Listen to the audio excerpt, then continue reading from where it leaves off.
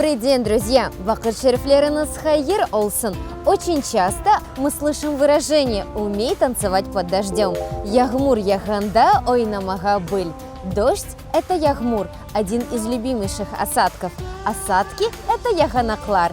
Идет дождь, ягмур яга.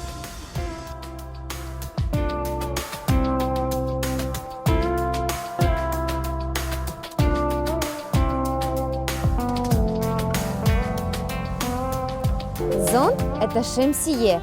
Первый в мире зонт появился в VI веке. Дуньяда биринчи шемсие алтынчы асырда пейда олды. Век асыр появился пейда олды.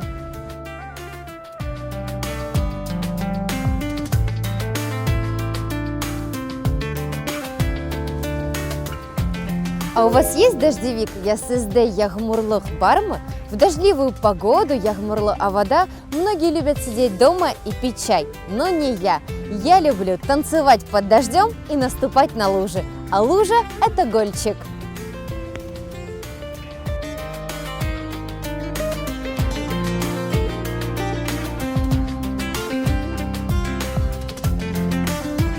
В крымско-татарском фольклоре есть пословица «Ягмур или ер ешерер, эймек или иль ешерер». С дождем зеленеет земля, а с трудом страна.